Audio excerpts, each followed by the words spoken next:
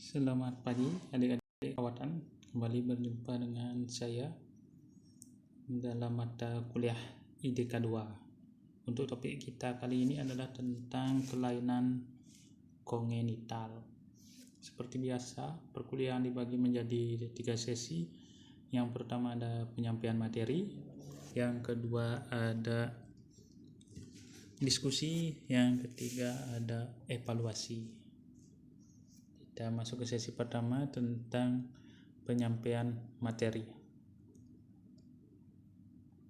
Definisi kelainan kongenital. Kelainan kongenital atau bawaan adalah kelainan yang sudah ada sejak lahir, yang dapat disebabkan oleh faktor genetik maupun non-genetik. Ilmu yang mempelajari kelainan bawaan disebut dismorfologi.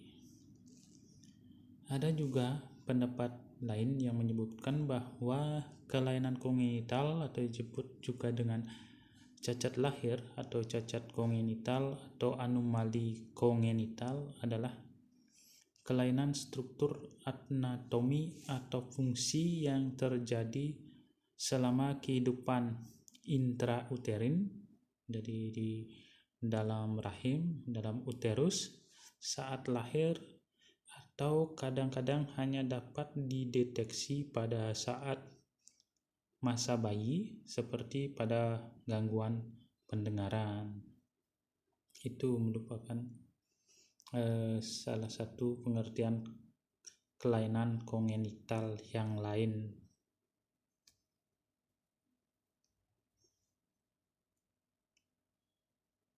Ya, ini sudah. Masuk ke sub berikutnya tentang embriogenesis. Menurut Effendi dalam neonatologi, embriogenesis normal merupakan proses yang sangat kompleks. Perkembangan prenatal terbagi dari 3 tahap. Yang pertama, ada tahap implantasi atau implantation stage, dimulai saat fertilisasi atau pembuahan sampai akhir minggu ketiga kehamilan. Yang kedua, ada tahap embryonic stage, awal minggu keempat sampai minggu ketujuh kehamilan. Nah, pada tahap kedua ini terjadi diferensiasi jaringan dan pembentukan organ definitif. Jaringan saraf berproliferasi sangat cepat dengan menutupnya tabung saraf, dan fleksi dari segmen anterior membentuk bagian-bagian otak. Jantung mulai berdenyut sehingga darah dapat bersirkulasi melalui sistem vaskuler yang baru terbentuk, meskipun struktur jantung belum terbentuk sempurna. Terlihat primordial dari struktur wajah, ekstremitas, dan organ dalam. Jadi, dalam tahap embrio, hal seperti itulah yang terjadi. Masuk ke tahap fetus atau fetal stage, dimulai minggu ke-8 sampai lahir. Pada tahap ini, diferensiasi seluruh organ telah sempurna, bertambah dalam ukuran, pertumbuhan, progresif struktur skeletal, muskulus, dan terutama otak. Jadi tahap embriogenesis ada 3 seperti yang sudah disampaikan. Kita masuk ke embriogenesis abnormal. Kegagalan atau ketidaksempurnaan dalam proses embriogenesis dapat menyebabkan terjadinya malformasi pada jaringan atau organ. Sifat dari kelainan yang timbul tergantung pada jaringan yang terkena, penyimpangan, mekanisme perkembangan, dan waktu pada saat terjadi. Penyimpangan pada tahap implantasi dapat merusak embrio dan menyebabkan abortus spontan.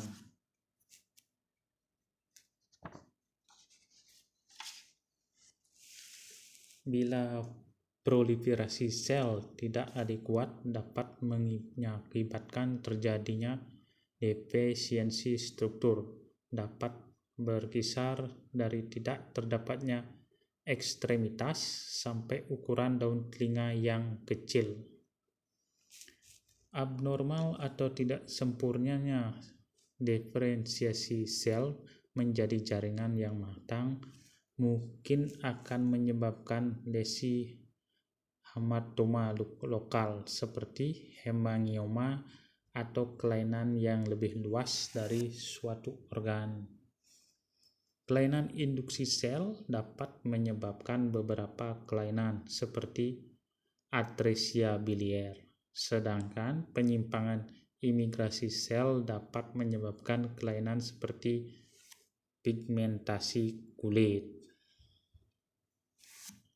Nah, proses kematian sel yang tidak adekuat dapat menyebabkan kelainan, antara lain sindaktili atresia ani. Fungsi jaringan yang tidak sempurna akan menyebabkan celah bibir dan langit-langit. Itu adalah beberapa contoh akibat dari embriogenesis abnormal. Selanjutnya kita memasuki etiologi dari kelainan kongenital.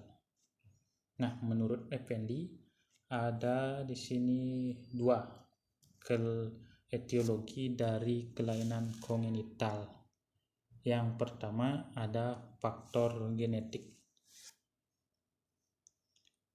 Kelainan karena faktor genetik adalah kelainan bawaan yang disebabkan oleh kelainan pada unsur pembawa keturunan, yaitu gen.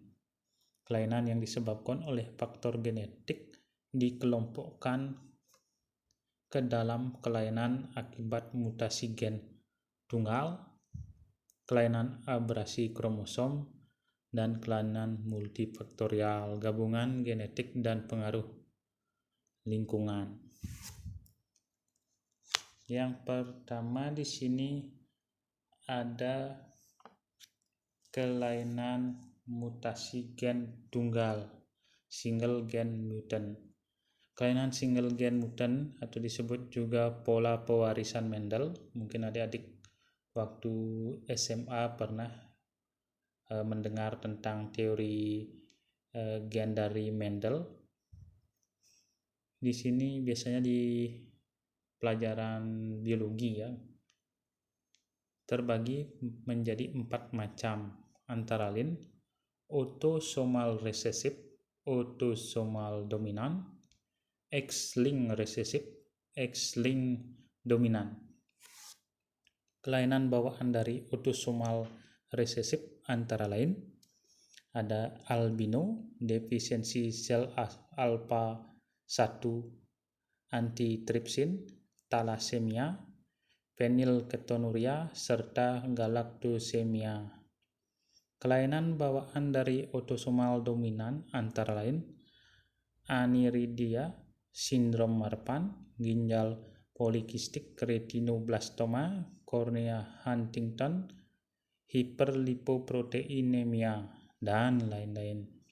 Kelainan bawaan X-linked resesif antara lain diabetes insipidus, buta warna, hemofilia, serta rinitis pigmentosa. Sedangkan kelainan bawaan X-linked dominan sangat sedikit jenisnya, antara lain rachitis yang resisten terhadap pengobatan vitamin D. Selanjutnya ada gangguan akibat keseimbangan kelainan abrasi kromosom. Kelainan kromosom dibagi atas abrasi numerik dan abrasi struktural. Kelainan pada struktur kromosom seperti delesi, translokasi, inversi, dan yang lain, ataupun perubahan pada jumlah abrasi kromosom numerik atau aneuploidy yang biasanya berupa trisomi, monosomi, tetrasomi, dan lainnya. Kelainan bawaan berat seringkali disebabkan abrasi kromosom. Abrasi numerik timbul karena terjadi kegagalan proses replikasi dan pemisahan sel anak yang disebut juga non-disjunction, sedangkan abrasi struktural terjadi apabila kromosom terputus, kemudian dapat bergabung kembali atau hilang. Kemudian yang kedua ada faktor non-genetik. Jadi selain kedua yang di atas, yang faktor genetik yang sudah dijelaskan, juga ada faktor non-genetik. Seperti misalnya ada zat kimia, ada nutrisi, ada faktor lingkungan. Kemudian kita lanjut ke patofisiologi. Berdasarkan patogenesisnya, kelainan kongenital diklasifikasikan menjadi: yang pertama ada malformasi, adalah suatu kelainan yang disebabkan oleh kegagalan atau ketidaksempurnaan dari satu atau lebih proses embriogenesis dan terjadi selama organogenesis. Perkembangan awal dari suatu jaringan atau organ tersebut berhenti, melambat, atau menyimpang sehingga menyebabkan terjadinya suatu kelainan struktur yang menetap baik secara parsial atau total, atau perubahan konfigurasi normal suatu struktur. Kebanyakan malformasi berawal pada minggu ketiga sampai minggu ke-8 kehamilan. Beberapa contoh malformasi misalnya bibir sumbing dengan atau tanpa celah langit-langit, defek penutupan tuba neural, stenosis pylorus, spina bifida, dan defek sekat jantung. Kasus malformasi kongenital mayor diduga di sini mengenai sekitar 3% dari neonatus atau kelahiran bayi baru.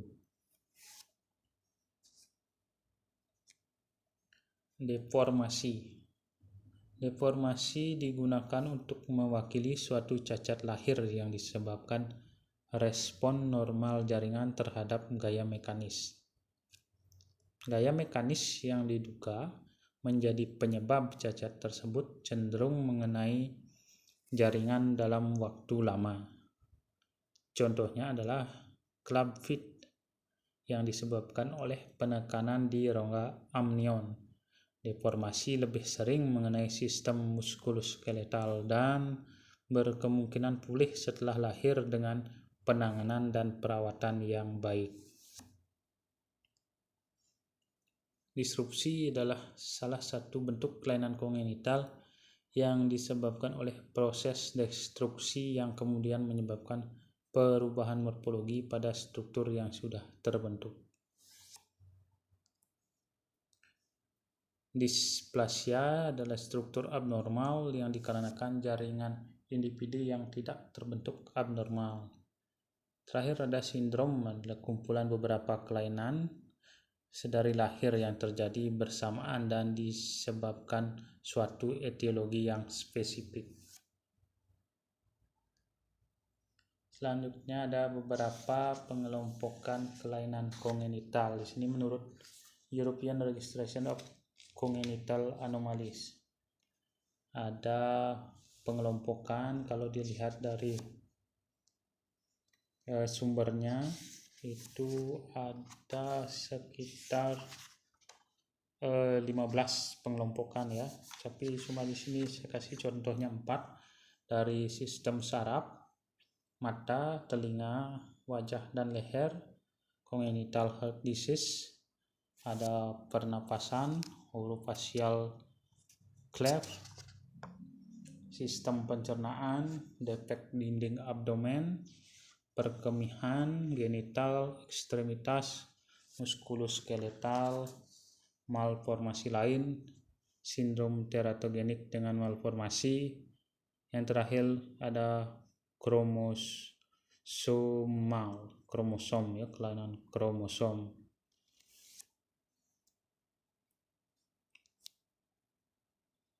Selanjutnya ada beberapa kelainan kongenital yang dijumpai di klinik. Pertama ada labioskisis atau labiopalatoskisis. Labioskisis atau bimbing sumbing dan labiopalatoskisis atau bibir sumbing disertai langit-langit sumbing merupakan kelainan kongenital pada struktur wajah yang dapat segera dikenali. Bibir sumbing dan langit-langit sumbing dapat terjadi salah satu di antaranya atau bersamaan. Dapat bibirnya sumbing atau juga dapat isi langit-langit yang sumbing. Kelainan ini dapat terjadi dalam dua pola kemungkinan, yakni defek tunggal celah langit-langit pada palatum mole atau celah bibir dengan atau tanpa celah pada palatum durum. Jadi nanti diingat-ingat lagi ilmu anatominya. Celah ini disebabkan oleh hipoplasia jaringan mesenchyme yang kemudian mengalami kegagalan penyatuan. Defek pada palatum menyebabkan terjadinya hubungan langsung antara rongga hidung dan rongga mulut yang dapat menyebabkan kesulitan bicara maupun makan.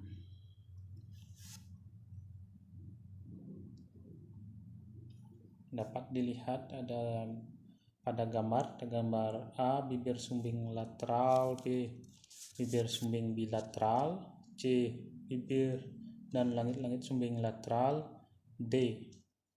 Bibir dan langit-langit sumbing bilateral. Selanjutnya ada defek tabung saraf. Yang pertama ada spina bifida. Merupakan defek tabung saraf yang mengenai daerah spinal. Terdapat dua jenis spina bifida, yakni spina bifida occulta dan spina bifida cystica.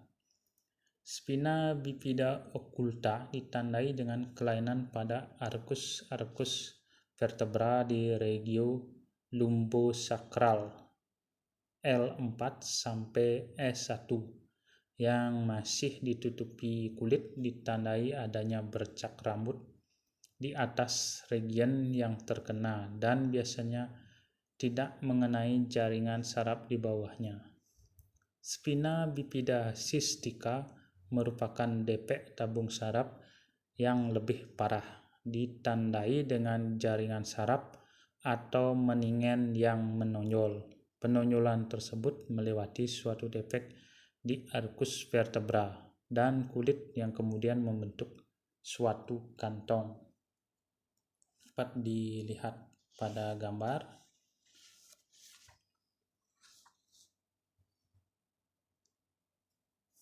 Yang selanjutnya ada anencephalus.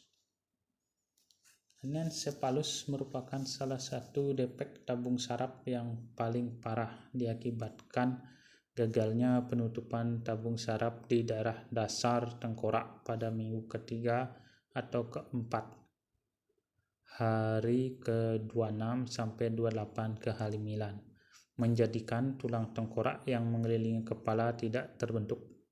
Seringkali otak kehilangan sebagian atau seluruh bagian otak besar dan jaringan otak yang tersisa terpapar dan terluka oleh cairan amnion. Tidak utuhnya otak menyebabkan penurunan fungsi termasuk penurunan kesadaran dan rangsangan nyeri. Batang otak yang masih utuh dapat merangsang refleks bernapas janin dan terkadang merespon terhadap suara atau sentuhan.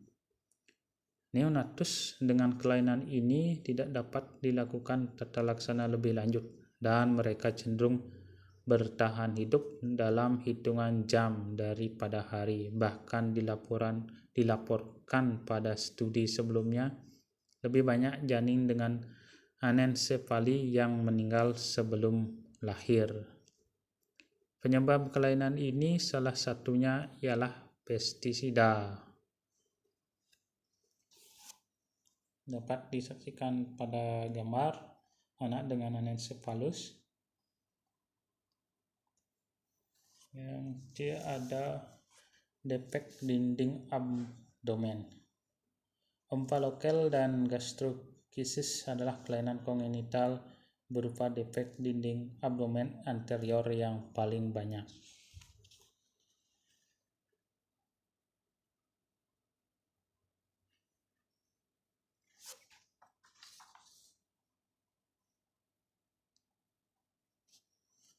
Omphalocele merupakan herniasi viscera abdomen yang dapat meliputi hati, usus halus, usus besar, lambung, limpa, atau kandung empedu melalui cincin umbilikus yang melebar. Defek ini dapat terjadi karena lipatan ectodermal lateral yang gagal bertemu di garis tengah sehingga menyebabkan viscera abdomen tersebut ditutupi oleh suatu kantong dua lapis yang terdiri dari amnion dan peritoneum. Kegagalan bertemunya keduanya. Gastroskisis penyonyolan viscera abdomen melalui dinding tubuh langsung ke dalam rongga amnion. Kelainan ini hampir selalu terjadi di sebelah lateral kanan dari umbilikus. Viscera abdomen tidak dilapisi apapun, baik peritoneum atau amnion, dan usus mungkin rusak karena terpajan cairan amnion.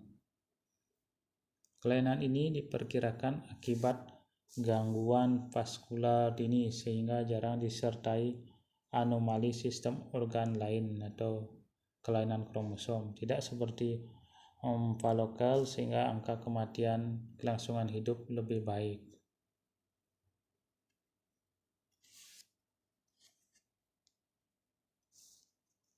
Itu gambar A omphalocele dan B gastroskisis pada bayi baru lahir.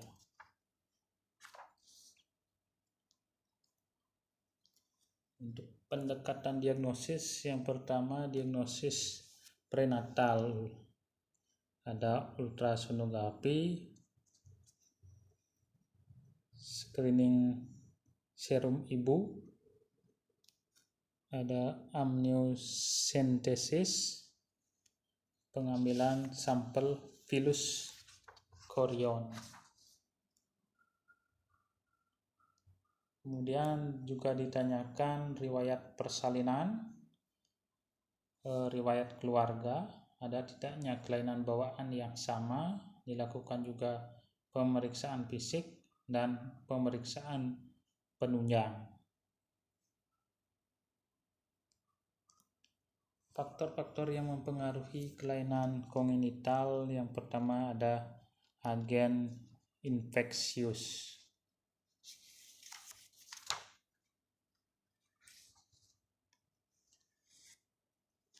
Agen infeksius dapat menyebabkan kelainan kongenital, termasuk sejumlah virus, diantaranya rubella, cytomegalovirus, herpes simplex, dan virus varicella. Yang kedua, radiasi. Radiasi dapat membunuh sel-sel yang aktif berproliferasi dan merupakan teratogenik yang dapat menyebabkan berbagai macam defek kongenital tergantung dari dosis dan usia kehamilan sewaktu terpapar. Radiasi merupakan agen mutanik sehingga dapat menyebabkan perubahan genetik sel germinal. Konsumsi obat.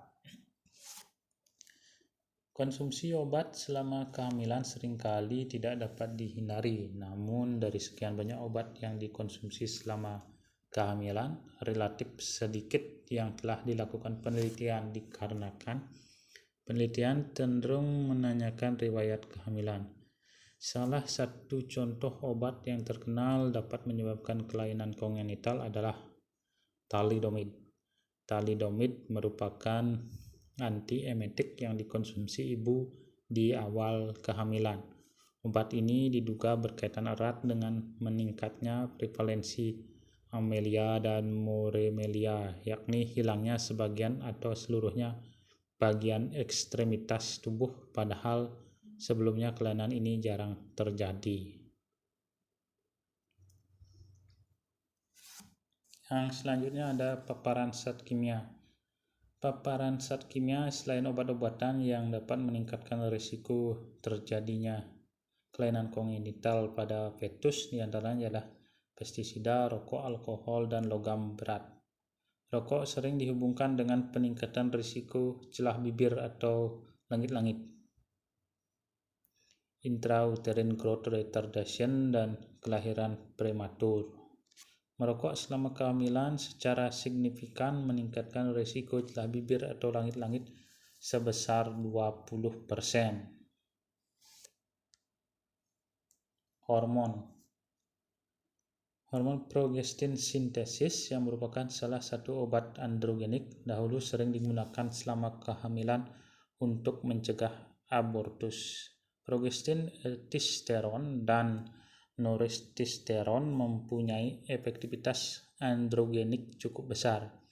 Kasus yang pernah dilaporkan pada bayi yang lahir dari ibu yang mengkonsumsi progestin selama kelahiran ialah maskulinisasi genitalia berupa pembesaran klitoris disertai dengan penyatuan lipatan labius skrotum dengan derajat bervariasi. Jadi kalau anaknya calon bayinya perempuan, dia akan lebih mirip ke laki-laki. Selanjutnya, penyakit ibu. Pada ibu yang mengidap diabetes, risiko melahirkan bayi dengan kelainan kongenital meningkat 3-4 kali dibandingkan ibu non-diabetik. Malformasi yang dilaporkan ialah dysgenesis caudal, sirenomelia, faktor yang belum diketahui pasti, namun dicurigai karena hipoglikemia dan terapi hipoglikemik oral seperti sulfonylurea dan biguanid yang pernah dilaporkan sebagai teratogen.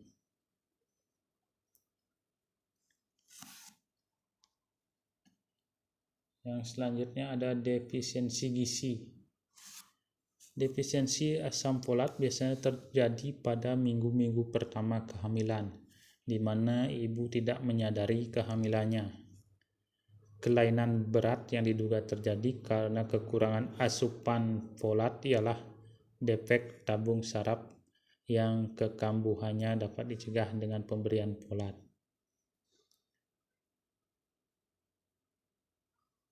Zinc sangat diperlukan dalam masa perkembangan fetus, dan defisiensi dari zat ini dicurigai dapat menyebabkan langit-langit sumbing dan malformasi lainnya. Logam berat. Studi beberapa tahun lalu di Jepang melaporkan peningkatan prevalensi anak dengan gejala neurologis multiple mirip cerebral palsy pada ibu yang mengkonsumsi ikan dalam frekuensi cukup tinggi. Pemeriksaan lebih lanjut menemukan bahwa ikan yang dikonsumsi tersebut mengandung merkuri dalam kadar tinggi. Kejadian serupa juga diteliti di Amerika Serikat pada wanita hamil yang mengkonsumsi daging babi yang memakan jagung yang disemprot fungisida. Pada ibu hamil mengkonsumsi beras padi yang disemprot fungisida. Diketahui bahwa fungisida tersebut mengandung merkuri.